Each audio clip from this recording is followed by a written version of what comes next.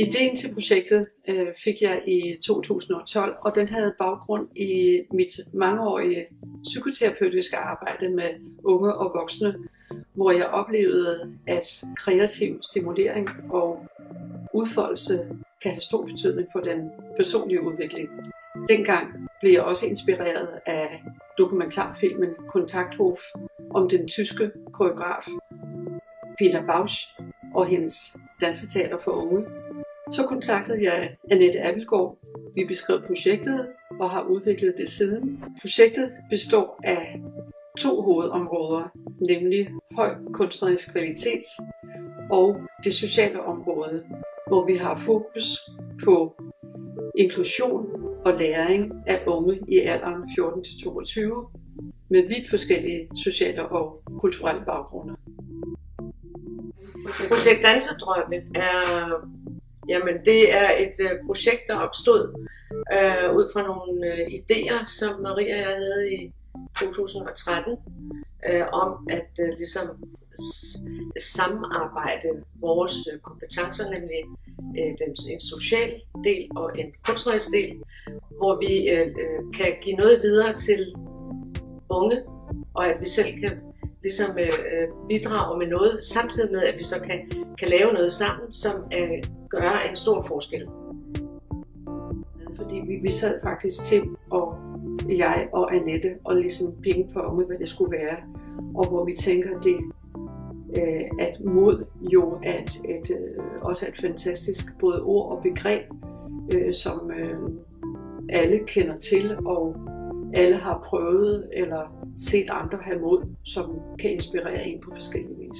Man starter med en idé, man finder ud af, hvordan skal vi gøre det her, hvordan kan vi arbejde sammen, hvordan kan vi 3 finde ud af at udtrykke det, vi er kommet frem til, og få det på scenen og få det afleveret.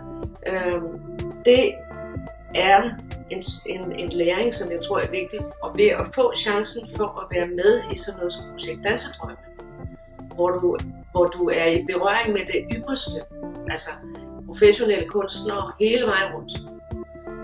Det giver bare en mulighed for virkelig at kunne ligesom mærke efter, at det er det, og for at skabe en levende forestilling.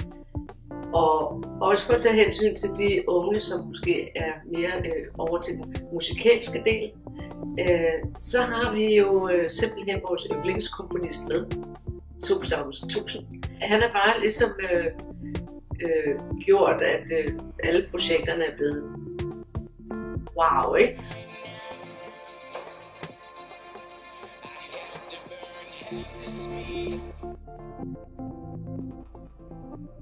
Projekt Dansedrømme er for alle, hvor man altså scenisk kan få alle de drømme, man har, op på scenen. Og det kan være tekst, nogen der er bedre til tekst, til sang.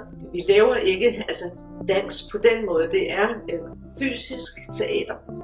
Vi tager udgangspunkt i den enkelte krops muligheder. Det fysiske udtryk, det kommer fra den enkelte. Det er det, der er interessant.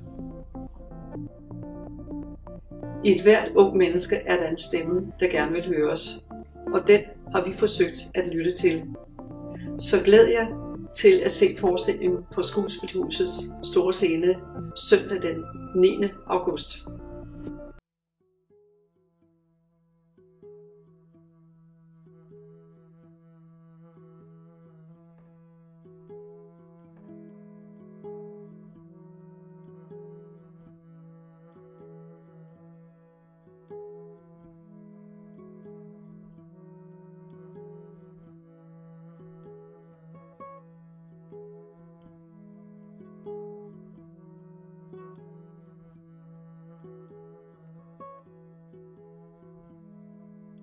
Ja, når man ikke rigtig har mulighed for at være sammen med de andre øve, så må man jo finde på andre alternativer, hvilket er super godt, fordi vi har haft nogle Zoom-møder med hinanden, hvor vi har haft mulighed for at kunne øve gennem det, og det har faktisk fungeret super fedt og ligesom givet lidt mening igen, men man savner stadig den der samvær og fællesskab med de andre.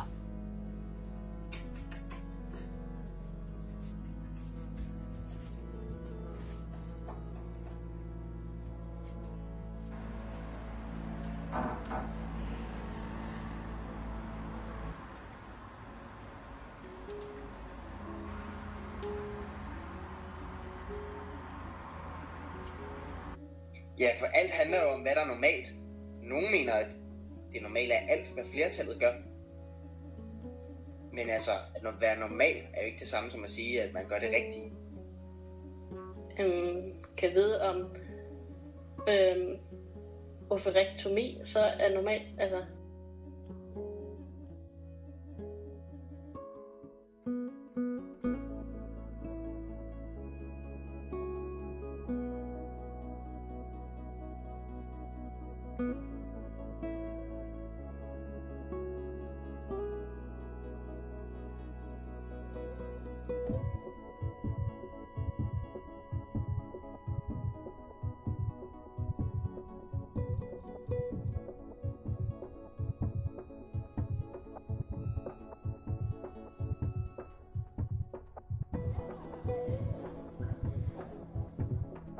Jeg synes, det er enormt vigtigt, at man arbejder med unge dansere og giver lidt videre, det man selv har lært.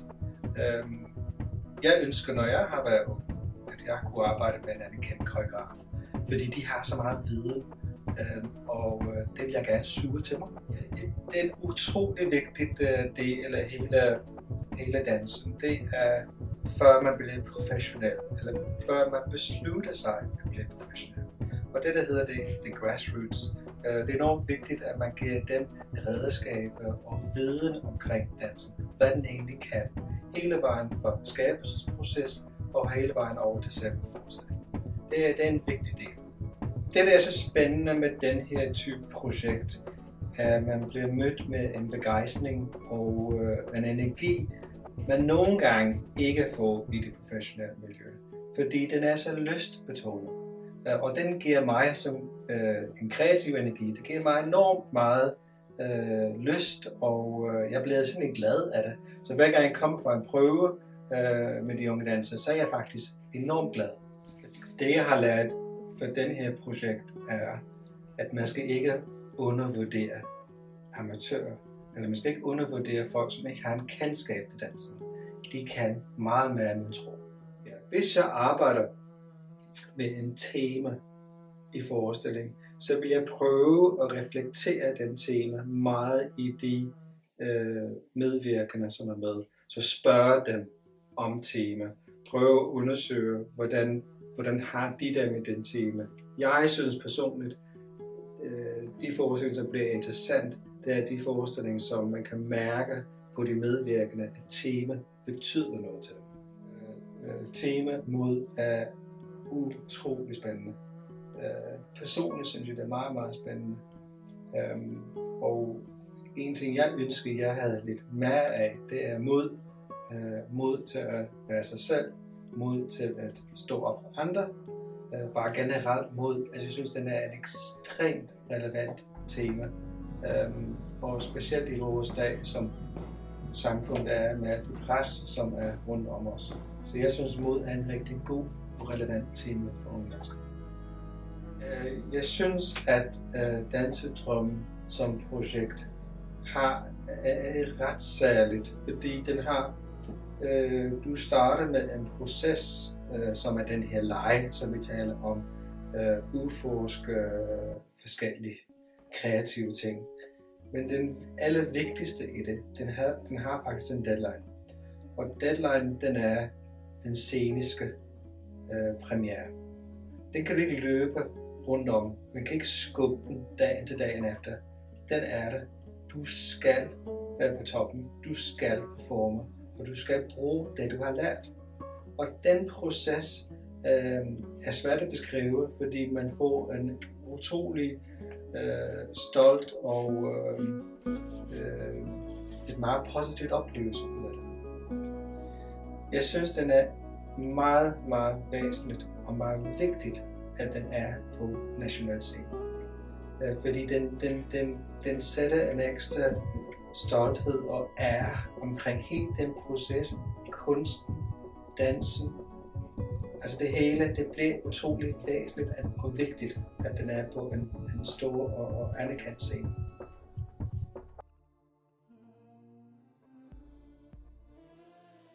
Så når vi har så stort rum, så vil det være fint, hvis den gruppe, som er derovre, trækker langt tilbage og ud til siden, og I trækker langt frem og så ud til siden. Fordi så giver det lidt mere plads til den nye gruppe, som er i midten.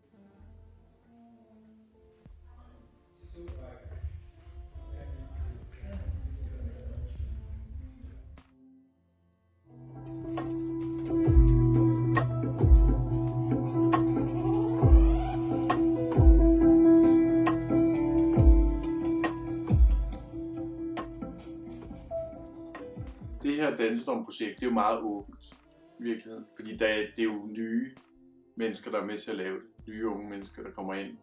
Så det er jo også meget, hvad de har det fedt over. Der er plads til rigtig mange forskellige ting, og rigtig mange stilarter, og jeg veksler jo også meget, også den her forestilling med mange forskellige stilarter.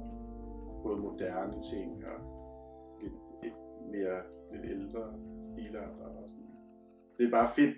Det er et fedt sted at kunne få lov at lege, fordi man kan virkelig få mange ting til at passe ind i sådan en forestilling. Altså jeg bruger jo både elektronisk og akustisk og blander meget af det. Altså så der er en del klaver med, men det er også blandet med elektronisk. Så jeg tror, jeg bruger i virkeligheden meget det der med at mixe. Altså, jeg er vokset op med klassisk musik og har spillet rigtig meget klassisk som barn. Og jeg synes, det er på en eller anden måde en del af mig. Og det vil jeg gerne. Det har jeg virkelig en lyst til at få ind i moderne musik. Fordi jeg synes faktisk heller, jeg synes også, det mangler lidt. Der er rigtig meget gospel og jazz og hiphop, for eksempel. Men jeg synes ikke, der er så meget fra europæisk klassisk musik. Der er ikke så mange, der sådan eksperimenterer med at binde det ind sammen med elektronisk og hiphop. Det er bare noget, jeg synes er spændende, og noget, jeg sådan udforsker. Det er godt for forestillingen, men også godt for mig at få noget input fra nogen, der er med i forestillingen. Så det er ikke kun er mig, der sidder derhjemme og laver et eller andet, som vi skal danse til. Et c'est mon tour, reviens là, tout l'heure, dans tout Paris, je m'abandonne, je m'envole. Altså jeg kan få lov at prøve nogle andre ting, end jeg gør i mine andre projekter.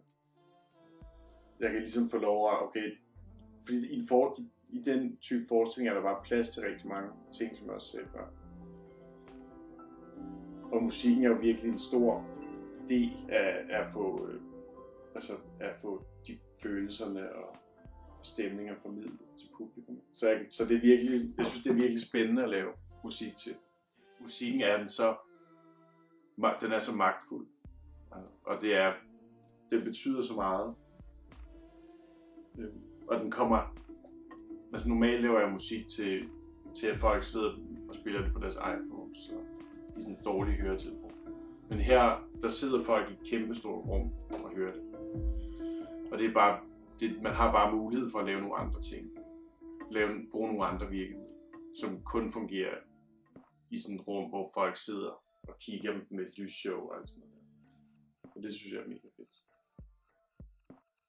Det er 5. år nu, at jeg har været i projekt Dansedrøm. Og det bliver jeg ved med at være, fordi at jeg for det første synes, det er et meget sympatisk projekt. Det her med, at man streetcaster unge mennesker og lader dem være en del af sådan udviklingen. Og helt personligt er jeg med, fordi at jeg får lov til at gøre noget andet med tøjet, end jeg normalt gør. Normalt laver jeg tøj til mennesker, som skal bruge det i deres hverdag og i deres liv. Hvor det her, det kan nogle andre ting. Man kan lige pludselig lege med silhuetterne på en anden måde, og man kan sådan skubbe til grænserne anderledes, end man kan, når man laver hverdagstøj. Jeg arbejder jo rigtig meget med bæredygtighed, så for mig ligger det meget naturligt ikke at bruge materialer, som man producerer for ny. Der er masser af materialer derude, der er masser af overskudsstof, der er masser af overskudstøj, og det kan vi lige så godt bruge. Og man kan få noget fantastisk spændende ud af at bruge noget, som man kan dekonstruere og ligesom kan lege med på en anden måde, når man gør det på den måde. Ikke? I år har vi fået et rigtig flot sponsorat af Mads Nørgaard, som synes, det var også et spændende projekt. Jeg fortalte ham om det, og han meldte sig ligesom på banen og sagde, at han ville gerne sponsorere det, og han havde en masse ekstra stof fra deres egen produktion, og de har jo også et produktionssted i Danmark. Igen noget, som jeg er stor fan af, fordi det er lokal produktion, og de er også ret, går også ret meget op i bæredygtighed og forbedrer sig hele tiden rigtig meget på den her front. Så jeg synes, det var meget oplagt. Det er jo forskningen hedder mod, og faktisk så har jeg på en eller anden måde spejlet lidt, hvad skal man sige, bare det ord, eller hvad der ligger i det ord, er lidt spejlet den metode, vi bruger i forhold til den dekonstruktion, vi laver af Mads Nørgaards kjoler. Så vi laver sådan nogle ret dramatiske snit ind i kjolerne. 2 eller 3 snit, som det er lige nu. Og så syr vi kiler ind i de snit, kiler af stof ind i de snit, som så giver en masse vidde til kjolerne. Ja, det har været et meget flydende projekt. Det har været nemt og legende og positivt. Altså det har været meget få konflikter, der har været omkring det, og jeg har haft lov til at gøre rimelig meget, hvad jeg har lyst til at have ret stor sådan kunstnerisk frihed, og det er noget, jeg sætter meget stor pris på. Men det er bare ikke så mange, der faktisk tør også at give den kunstneriske frihed, og det synes jeg gør sig gældende både for det koreografiske arbejde, og for musikken, og for mig, og hele vejen rundt. Og det er ikke så tit, man oplever det faktisk, så det er et stort privilegie. Ja.